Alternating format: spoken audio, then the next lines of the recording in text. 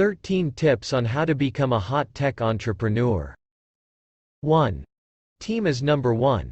A strong team with a strong opportunity, having a unique insight about how they want to tackle the opportunity. 2. A large market, now or eventually. There are some markets that are small today, but in a couple of years would be larger. So, I try to look at those trends. I'm not afraid of the problems, so I happen to invest very early, and that's one of my reasons why I've invested in a lot of startup companies. 3. Seek to unleash prosperity.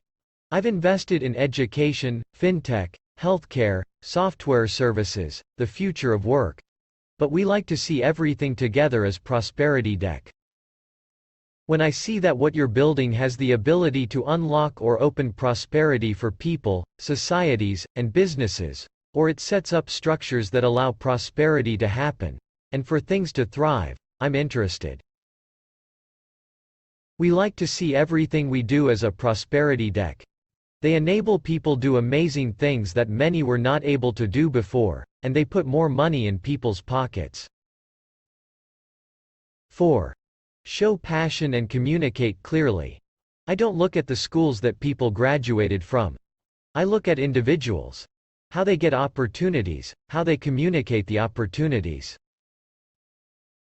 We ask them questions and see their passion, how they are able to learn fast and get outside help, so they can be the best that they can. 5.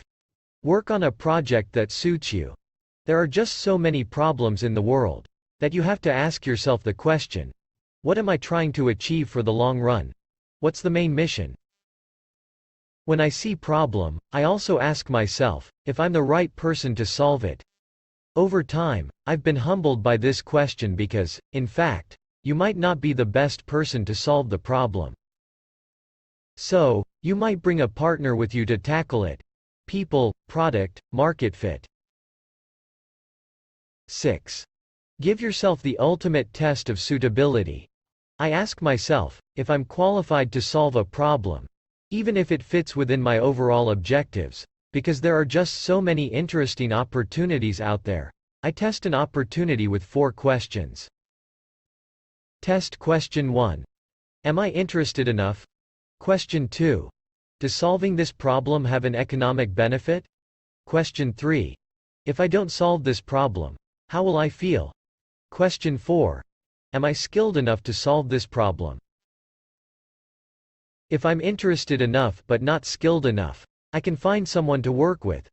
If I'm skilled at it but not interested enough, I can probably lend my skills to someone else that wants to do it. Give them some advice. If all 4 questions are answered with a yes, yeah, it's probably time to work on the idea. 7. When you find more than one viable idea that you're passionate about per time, consider a venture studio model.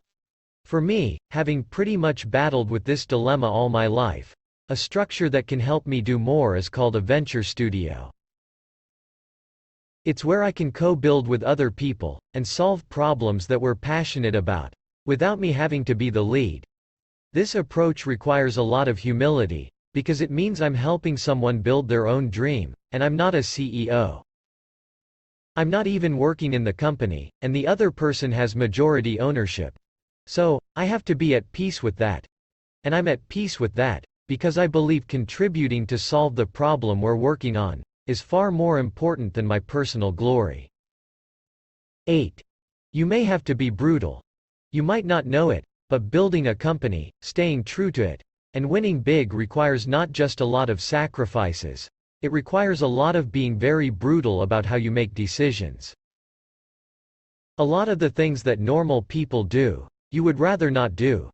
Read the stories of the most successful founders. The stories will tell you a lot about how they act, and you may then appreciate that they did what they did, all just because this stuff is tough. However, the pressure of entrepreneurship often makes some people overdo this, displaying underwhelming character as humans. But the law and the society in general is also able to keep overbearing CEOs in check, upholding general ethical and legal rules. There has to be limits to what you can do to others in the name of innovation, solving problems, or ambition, right? 9. Respect the timing. Some companies, for instance, do well because, apart from being on ground, and understanding what could work, and what the market needed, and also having strong co-founders who were equally passionate about the opportunity, and played their part very well, there was also the timing. This was a time when more people got to use the internet. We were beginning to have smartphones, and the telcos had improved data packages as well. It was all of that coming together that helped create a perfect opportunity for us to build such a brand that was innovative in that space. 10. Bootstrapping isn't always a great idea. If you are working on an idea in a competitive space, bootstrapping is not advisable. If the market is not that competitive, then you can bootstrap. There's also the part of how competitive the market is. Are there already winners there? If there are, it may be far more difficult for you to catch up with those winners. If you're building in a very innovative space, where no one else has done so much, you have all the time in the world to sort of perfect your idea and figure it out before you launch big. Once you launch big, though, others will come compete with you in your space. 11. But try to build something first before looking for money. While I may not have any specific insight into what happened with some entrepreneurs who have claimed that their ideas were copied or stolen by prospective investors, I would say that coincidences in startup ideas has a chance of happening a lot, especially when the problems that are being solved are public problems, not private problems. By this, I mean everybody can see these same problems, and may be thinking of creating solutions at the same time as you're thinking the same. They may therefore arrive at the same solutions as you do, around the same time you're having your light bulb moment.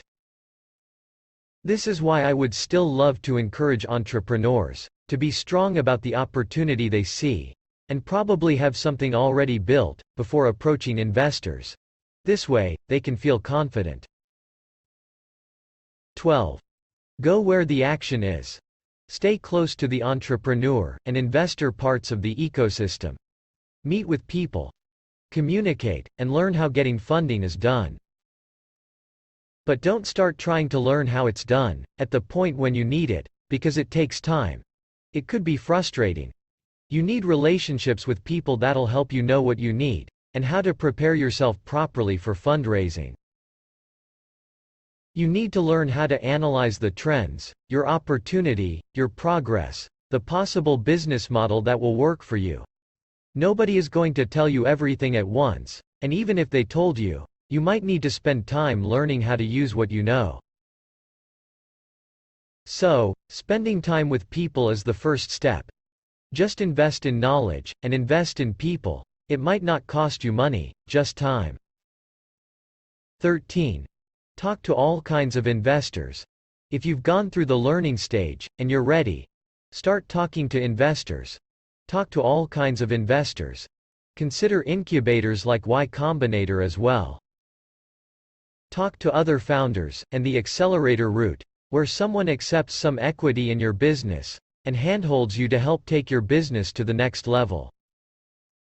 Connect with me via WhatsApp, +234 703 247 4726, to get more interesting videos. Please, to